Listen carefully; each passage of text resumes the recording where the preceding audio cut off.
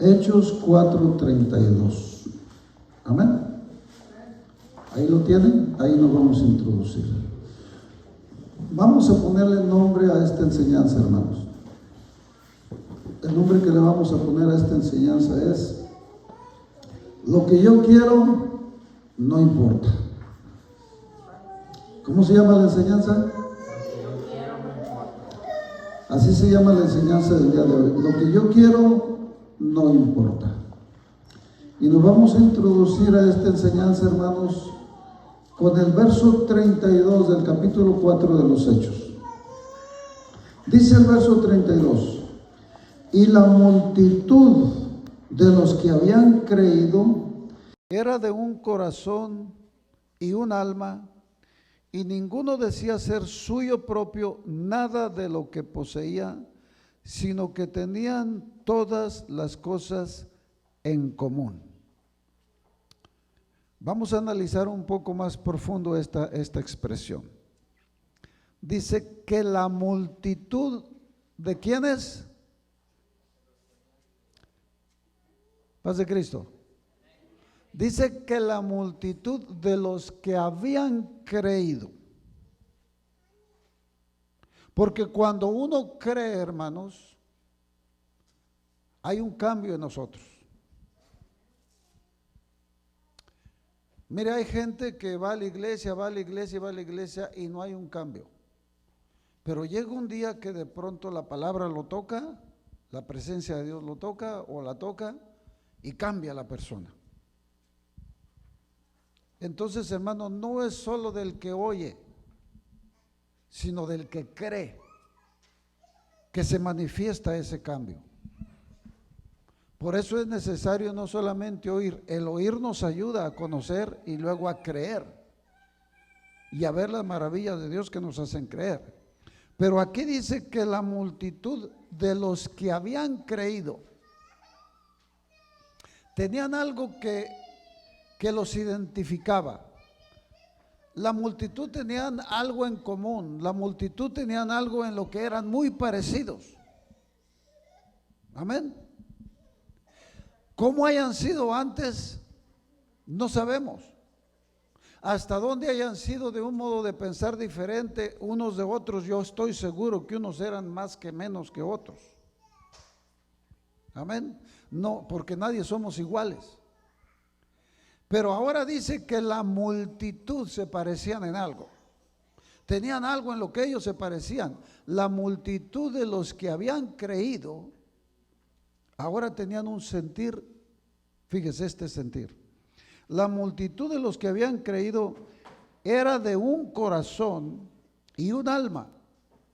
Y ninguno decía ser suyo propio nada de lo que poseía, sino que tenían todas las cosas en común. Algo que ellos antes no lo tenían. Ahora la multitud no decía ser suyo nada de lo que tenían. Ahora dice que todas las cosas que ellos poseían las tenían en común. Y ahí abajo es donde sigue diciendo que vendían casas, vendían propiedades y traían el dinero de la venta y lo ponían a los pies de los apóstoles, porque ahora hubo un cambio, hermanos. El cambio que hubo en esta multitud es que ahora ya no pensaban solamente en ellos. Hermanos, eso es una parte de la conversión a Cristo. Cuando de verdad nos vamos convirtiendo a Cristo, lo que buscamos solamente para nosotros, empieza a haber un cambio. Si no nos convertimos a Cristo, hermanos, no vamos a ver los cambios. Porque la conversión, acordémonos, hermanos, cuando nosotros creemos de verdad y nos convertimos, la palabra convertirse es cambiar de rumbo, es el sinónimo. Convertirme es cambiar de rumbo. Convertirse es que yo iba o era de esta forma y di un cambio. y ahora ya no voy, ya no soy como yo era antes. Entonces eso es una conversión. Dice que la multitud de los que habían creído ahora eran así. No pensaban solo en ellos. Ahora la multitud de los que habían creído pensaban también en los demás. Porque todos tenemos nuestros planes, tenemos nuestras cosas que nos gustan. Yo estoy completamente seguro que aún los ahorros que la gente tiene sus planes con ellos. Y desde que empieza a veces la gente a ahorrar para algo, tiene un plan para ese ahorro. Hay quien está ahorrando para irse de vacaciones, hay quien está ahorrando, hermano, para comprarse un carro, para agarrar una casa, o está ahorrando para arreglar esa casa, qué sé yo. Pero cada persona, aún con sus ahorros, tiene un plan que es para él, para su familia. Pero abrir ese plan, hermanos, para todos no es normal. Pero esta es una de las muestras de la conversión a Cristo. Ahora ellos ya no pensaban solamente en ellos, sino lo que tenían ellos, dice, ahora era de todos los hermanos. Esa es una manera en que la gente reacciona cuando se convierte a Cristo. Ahora, ¿cómo le pusimos a esta enseñanza? Lo que yo quiero no importa. Ahora, eso es un proceso, hermanos, que nosotros vamos pasando entre más vamos conociendo a Dios, entre más vamos conociendo quién es nuestro Dios, quién es nuestro Señor Jesucristo y cuál es el plan de Dios para con nosotros. Y a lo que nosotros nos gusta, lo que nosotros queremos, hermanos, poco a poco lo vamos reprimiendo. Porque aún nuestras ideas, nuestros pensamientos, nuestros planes, hermanos, cuando llega un plan que para nosotros es mejor, cuando llega un plan que es mucho más grande que el de nosotros, dejamos el nuestro. Eso es la conversión. Dejamos el nuestro porque encontramos algo mejor. La Biblia, hermano, nuestro Señor Jesucristo, cuando habla las parábolas, habla varias parábolas en este sentido. Habla la parábola del vendedor de perlas, que se encontró una perla finísima. Habla parábolas, hermanos, del tesoro escondido, del vendedor que se encontró un tesoro. Fue y vendió todo lo que tenía. Y ahora nada de lo que él pensaba era igual. Llega la persona, conoce a Dios y sus planes son cambiados.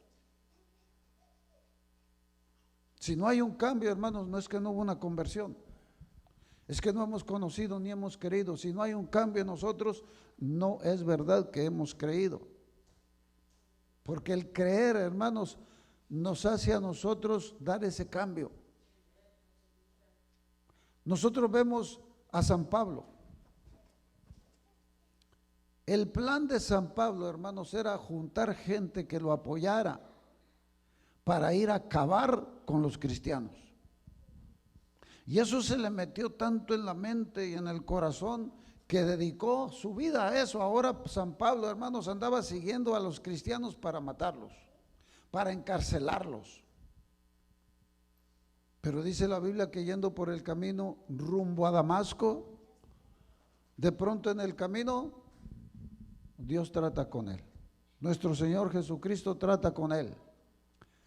Y dice que le viene una luz tan fuerte, un resplandor tan fuerte, que era más fuerte que el sol en mediodía, que lo deja ciego y cae al piso. Y cuando lo deja ciego ese resplandor y cae al piso, oye una voz que le dice: Saulo, Saulo, ¿por qué me persigues? Y Saulo, cuando le pasa esto y oye esa voz, le pregunta: ¿quién eres tú, Señor? Y le dice: ¿quién eres, Señor? Le dice: ¿y qué quieres que haga? Y le dice la voz: yo soy Jesús de Nazaret, a quien tú persigues. Entra a la ciudad de Damasco y ahí se te va a decir, ahí se te dirá lo que es necesario que hagas. Hermano, ¿cuánto pudo haber tardado esa visión y esas palabras? Yo las acabo de repetir y en 1 minuto lo hice, 2 minutos. No piense usted que tardó mucho esa visión. No piense que fueron mucho tiempo las palabras que oyó. Pero el efecto que eso hizo en San Pablo, hermanos, fue inmediato. En cuanto le pasó esto, él le dice: Señor, ¿quién eres y qué quieres que yo haga? Y todo lo que llevaba en su mente, todos los planes, la gente que llevaba con él, contratada para que fuera con él, hermano, se acabó el plan. Completamente se acabó el plan. Ahora San Pablo está ciego y está ahí en una casa esperando a que venga uno de esos que él perseguía, a que ore por él. Porque Dios le mostró en visión que iba a venir Ananías y que oraba por él. Hermano, cuando usted conoce a Dios, hay un cambio. Lo que usted sentía, lo que usted pensaba, lo que usted buscaba, deja de ser. Y ahora está haciendo todo lo contrario. Ahora ya no está haciendo lo que él quería, ni lo que él pensaba. Ahora está obedeciendo a la voz que habló con él. Bueno, y ahora lo que yo quería y lo que yo pensaba ya no importa.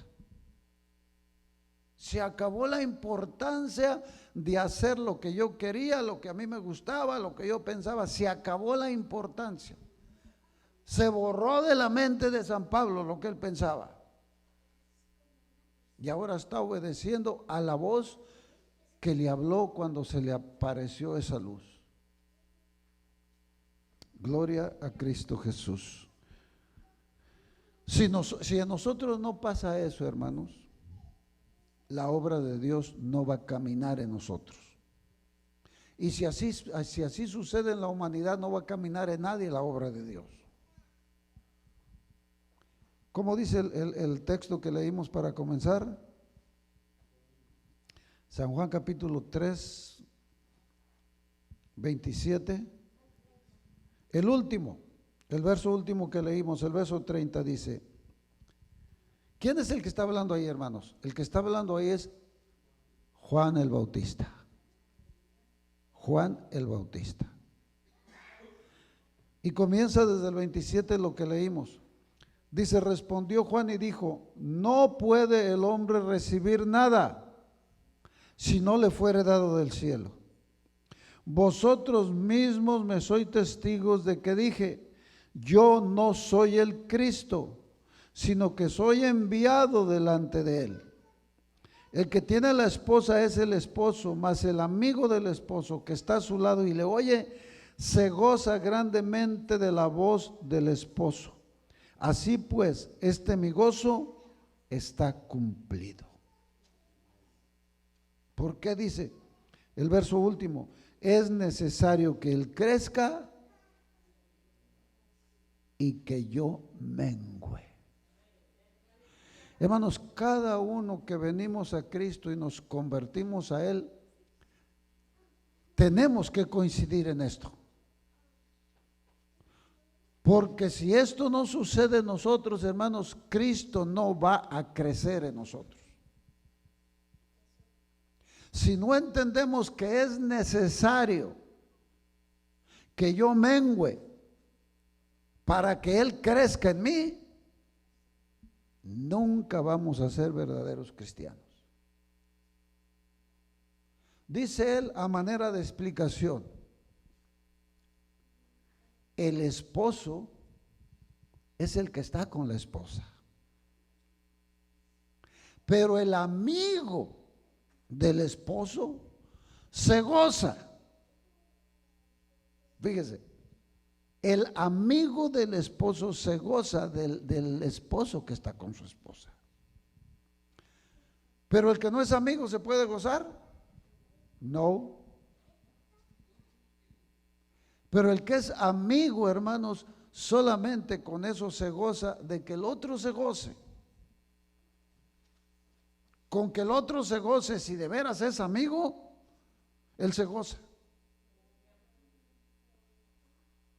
Cuando usted ve de verdad que a su hermano, que a su hermano en la carne, que a su vecino le va bien, sobre todo cuando Dios lo toca y lo bendice, usted debe de gozarse.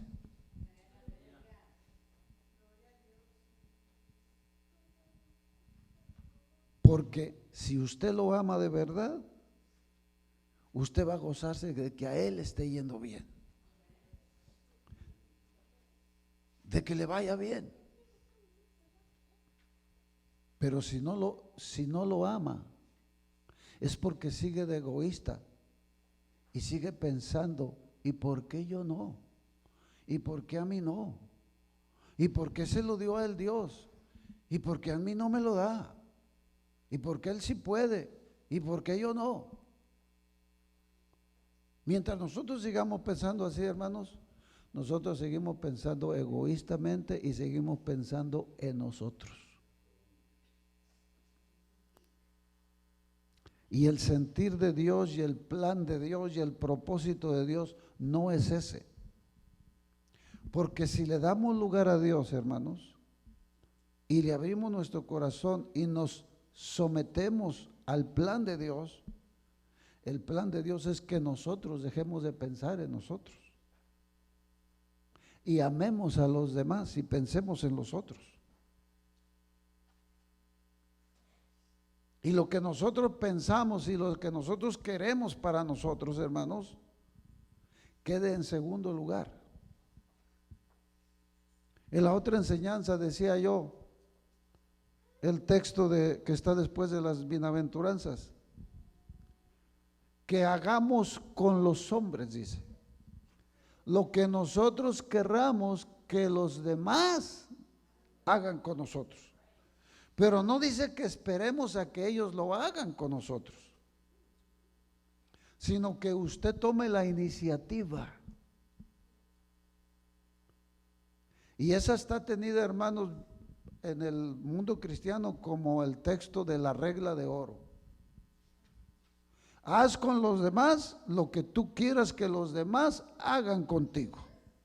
Y dice enseguida, porque esta es la ley. ¿Cuál ley? La ley de Dios.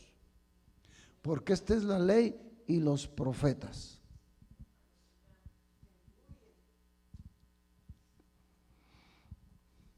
Quiero llevarlo a San Mateo, capítulo 20. Aquí ocurre algo, hermanos, que va en contra. En San Mateo 20 ocurre algo que va en contra de este plan de Dios y que se manifiesta el sentir humano, ese que a veces no queremos soltar, ese sentir que a veces nos quiere seguir moviendo.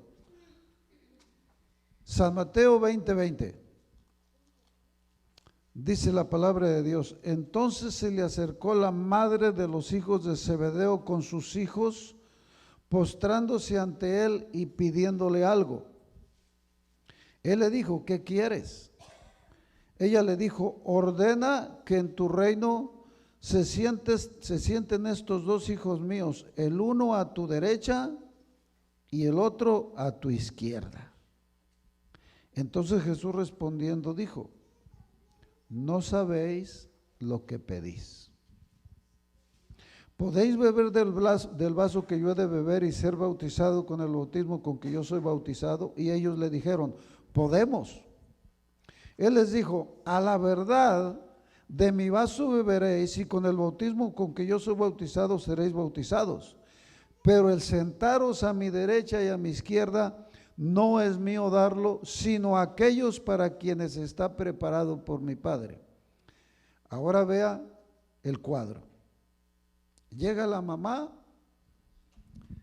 con sus 2 hijos con ella. Pero ahí vemos una manifestación que los hijos estaban de acuerdo. El Señor Jesucristo les dice, cuando la mamá le pide esto, le dice a los hijos: ¿podéis beber del vaso que yo he de beber y ser bautizados con el bautismo que yo he de ser bautizado? Y ellos también estaban de acuerdo. Y le contestan al Señor Jesucristo: podemos. La mamá y los hijos llevaban un plan: pedirle al Señor Jesucristo que uno estuviera a su derecha, allá en su reino, uno a su derecha y otro a su izquierda. ¿Te estás preocupando por los demás? ¿Por qué uno a su derecha y otro a su izquierda, hermano? Porque esos eran los mejores puestos. Hermano, pues si no estás más cerquitas por un lado, estás más cerquitas por otro, el Señor Jesucristo. ¿Y los demás? No, pues los demás allá que se sienten más retiraditos, pero yo, los míos, y uno aquí y otro acá. Hermano, esto es la manifestación del ser humano. Queremos el número uno, hermano, el mejor puesto, el mejor trato, todo para nosotros. Y luego de paso, para nuestros hijos. Pero vea la enseñanza del Señor Jesús. No, y de los otros apóstoles que también se molestaron y fueron tentados. Dice el 24: cuando los 10 oyeron esto, se enojaron contra los 2 hermanos. Entonces Jesús, ya que los miró que se enojaron, tuvo que darles una enseñanza. Entonces Jesús, llamándolos, dijo: sabéis que los gobernantes de las naciones se enseñorean de ellas, y los que son grandes ejercen sobre ellas potestad.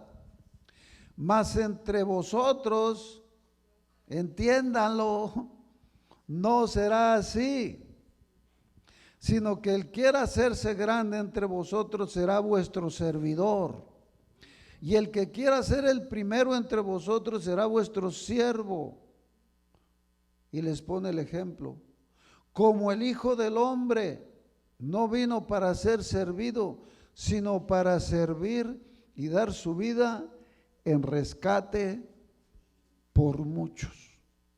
Hermanos, el servirle a Dios, el camino de Dios no es como lo de afuera. Nuestro Dios les dio esa enseñanza y quedó escrita para nosotros. Aprendamos que el servirle a Dios y agradarle a Dios, Él nos dejó el ejemplo. No vino para ser servido, vino para servirnos a nosotros. Vino para pensar en nosotros, fue por amor a nosotros que Él vino y murió en esa cruz. El sentir, hermanos, cuando usted cree en Dios y se convierte a Él, cambia ese pensamiento. Cuando le conoce y sabe cuál es el plan y qué es lo que Él quiere de nosotros, usted tiene que trabajar en eso, si no lo siente. Yo veo ahí que los hijos de Zebedeo no lo sentían. Pero si usted ve a estos hijos de Zebedeo, ¿sabe quiénes eran? Jacobo y Juan. ¿Y sabe al final del tiempo quiénes eran Jacobo y Juan en el campo de la iglesia? Eran los pilares de la iglesia. San Juan fue llevado por Dios a Asia y Jacobo se quedó como el encargado, el pilar número 1 de la iglesia allí. Hermano, ellos entendieron. San Juan después escribe, hermanos, de una manera tan sabia que lo tenemos reconocido a San Juan como el gran teólogo. Perdonen, ese Jacobo no fue el que se quedó ahí. Ahí sí cometió un error. A Jacobo, el hermano de Juan, lo mataron. El que se quedó ahí fue Jacobo, el hermano del Señor, como pilar de la iglesia. A Jacobo, el hermano de Juan, lo mataron a los primeros días que hubo la persecución. Pero San Juan tenemos las mejores enseñanzas del aprendizaje, del entender lo que es servirle a nuestro Dios. Si no eres capaz de poner lo tuyo a un lado para tomar el plan, el propósito, el trabajo de nuestro Dios primero, no puedes servirle a Dios.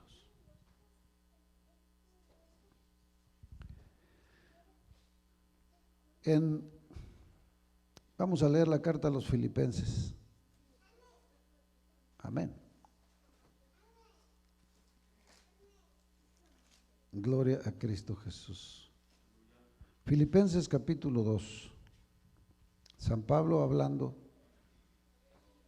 Dice Filipenses capítulo 2, el verso 5, a los hermanos en Filipos, les dice: haya pues en vosotros este sentir que hubo también en Cristo Jesús, el cual siendo en forma de Dios, no estimó el ser igual a Dios como cosa que aferrarse, sino que se despojó a sí mismo, tomando forma de siervo, hecho semejante a los hombres, y estando en la condición de hombre, se humilló a sí mismo, haciéndose obediente hasta la muerte y muerte de cruz. Por lo cual Dios también le exaltó hasta lo sumo y le dio un nombre que es sobre todo nombre. Pero fíjese cómo lo dice San Pablo aquí. Fíjese cómo lo dice. El cual siendo en forma de Dios no estimó el ser igual a Dios como cosa que aferrarse, sino que se despojó a sí mismo, tomando forma de siervo. Y luego dice, hecho semejante a los hombres. Y el verso 8 es el verso clave de la enseñanza. Y estando en la condición de hombre, se humilló a sí mismo. No es que lo humillaron. Paz de Cristo. Hay cosas que usted por su entendimiento, usted las acepta y usted las hace. Dice que él, encontrado en la condición de hombre, no solamente aceptó la condición de hombre, sino que nuestro Señor Jesucristo, hallándose en esa condición de hombre, siendo Dios humanado, se humilló a sí mismo. Paz de Cristo.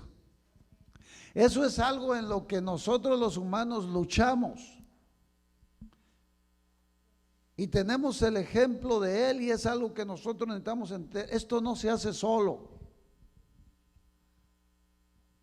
Nosotros debemos de luchar para humillarnos a nosotros mismos. ¿Usted está esperando ser humilde nomás porque le ora a Dios y ya mañana voy a ser humilde? Aquí le va a amanecer, hermano. Y aquí le van a llegar los años viejos y nunca va a ser humilde. Si alguien quiere ser humilde, hermano, necesita empezar a humillarse. ¿Y cómo me humillo yo, hermanos? Primeramente, lo que nosotros podemos hacer para empezar a humillarnos es entender que no siempre tenemos la razón. Y si venimos al camino de Dios, mucho menos. La Biblia nos dice, no seas sabio en tu propia opinión. Teme a Jehová y apártate del mal, porque será medicina para tu cuerpo y refrigerio para tus huesos. Bueno, si ya llegó aquí, si allá en el mundo hace falta ser humilde, aquí es indispensable ser humilde. Porque si usted no se humilla y no acepta sus fallas y sus errores, y de ahí empieza a tratar de luchar para agradarle a Dios, nunca va a dejar usted que Dios trate con usted y entre en usted. Cuando yo quiera seguir siendo yo, ¿sabe qué va a hacer Dios? Me va a dejar que sea yo. Dice que Él está a la puerta y está llamando, pero ¿qué quiere nuestro Señor Jesucristo cuando toca? Que le dejes entrar. Y esa es la lucha más grande que tenemos los humanos, dejarle entrar. Porque ¿qué significa, hermanos, dejarle entrar? Que ahora no vas a hacer lo que tú quieras. Si tú dejas entrar al Señor Jesucristo a tu corazón, eso significa que ahora vas a dejar que Él haga contigo lo que Él quiera. Y al primero que te tienes que humillar es a Él. Porque ahora vas a ir a donde Él diga. Y vas a hacer lo que Él dice. Porque si no lo haces, sencillamente no le vas a agradar. Entonces, hermanos, el despojarnos de nosotros mismos es algo necesario y abrirle el corazón a Dios para que Él venga y obre en ti. Porque de nosotros mismos y de nuestro sentir, hermanos, dice San Pablo, dice, y éramos por naturaleza hijos de ira. Bueno, esa es la naturaleza humana. Éramos por naturaleza hijos de ira, lo mismo que los demás. Pero Dios dice que es grande en misericordia y que nos amó. Entonces Él vino a nosotros, hermanos. Él nos está invitando a que dejemos ese hombre, dejemos esa ira, llenémonos de Dios, nos esforcemos a que lo que usted pensaba y quería se dé cuenta de que no es lo más importante. Lo que usted siente y quiere no es lo más importante y no lo va a llevar al cielo. Aquí ahora lo que importa, hermano, para nosotros, dice la Biblia ahí que nuestro Señor Jesucristo, hallándose en la condición de hombre, se humilló. El Rey de Reyes, no el hermano Luis, que no sirve para nada, hermanos. El Rey de Reyes humillándose ante la gente que ni lo entendía, que lo maltrataban y que lo escupían. Él que él dio testimonio y dijo, yo podía ahorita orar a mi Padre y Él me daría legiones de ángeles para que me defendieran. Pero dijo, entonces, ¿cómo se va a cumplir la Escritura y cómo voy a morir por ustedes? Hermano, no es lo que tú sientes. Nuestro Señor Jesucristo, hermanos, la noche que iba a ser entregado, que iba a ser entregado por Judas, se fue e invitó a 2 de sus discípulos en el monte de los Olivos a que lo acompañaran a orar. Y él, hallándose en esa condición de hombre, le dijo en la oración a Dios, mi alma está angustiada hasta la muerte. Padre, si es posible que pase esta copa sin que yo la beba. ¿Ustedes creen que él quería ir a morir en esa cruz? Humanamente, si no, no le hubiera orado esas palabras al Padre. Padre, si es posible que pase esta copa sin que yo la beba. Pero ¿qué dijo enseguida? Pero no se haga mi voluntad, sino la tuya. Estamos aquí, hermano, la iglesia, para hacer la voluntad de Dios. Y no porque nos va a salir así de ganas. No nos va a salir de ganas, hermanos. Es entender que necesitamos agradarle a Dios y hacer lo que Él manda. Y que su plan, cuando lo entiendas, es más perfecto que el tuyo. Y que te va a traer bendición a ti y no solamente a ti. A los tuyos, empezando con tus hijos. Yo por eso siempre les digo una cosa, padres, permanezcan firmes, que los hijos los vean firmes a Dios. Firmes a Dios. Que ellos ahorita quieren, que no quieren, déjelos. Más que estarlos forzando, Séales ejemplo. Más que querer forzarlos, eso no funciona. Estaba oyendo, yo cuando ando solo me gusta oír en la radio en inglés a los que están ahí.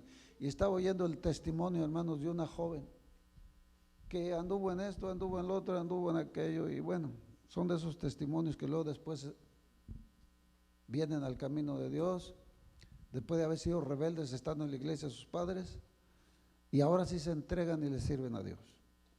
Ella daba este testimonio de sus papás. Le preguntaba, ¿y qué fue lo que tus papás hicieron por ti? ¿Qué te dijeron? ¿Qué fue lo que más te ayudó a ti a cambiar y a volver a servirle a Dios? Decía ella, no fue lo que me dijeron. No fue lo que ellos me decían, dice. Lo que para mí fue grande es ver la entrega de ellos a Dios. Que en vez de atacarme a mí por lo que yo andaba haciendo, lo que me impactó es cómo ellos me seguían amando y su entrega a Dios. Su entrega a Dios. Hermano, no es porque a nosotros no seamos carnales, hermanos, es que no queremos vivir conforme a la carne. Porque si vivís conforme a la carne, dice San Pablo, moriréis. Y hay herencia para ti, para los tuyos. Y los primeros bendecidos por lo que tú haces y dices, son los tuyos. Ese es el ejemplo, ellos te están viendo. Ellos te conocen, ellos saben de ti. No los vas a impactar con lo que les digas, hermano. Los padres debemos de entender eso. Y a veces no es cuestión de hablar tanto.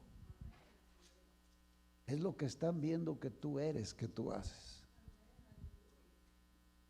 El camino de Dios no consiste en palabras.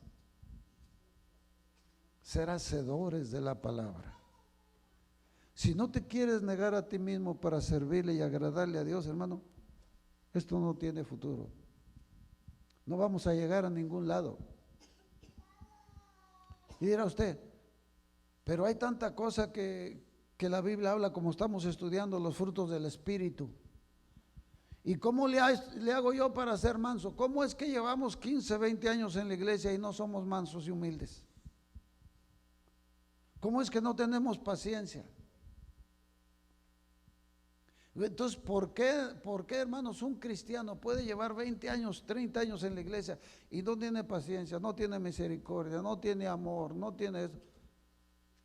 Entonces no son los años, no son las venidas a la iglesia. ¿Qué es? Hermano, todo comienza con un esfuerzo suyo. No porque no tiene ganas de hacer otra cosa, sino porque usted pone a un lado lo que usted quiere. Y en todo lo que usted quiera hacerse fuerte, tiene que ir aguantando un poquito. Aguantar, fíjese lo que le estoy diciendo. Aguantar. Aguantar. Si ya está que revienta por hablar, haga un esfuerzo y aguante 2 minutos, aguante 3 minutos, pero ya caminó, ya fue 3 minutos más paciente.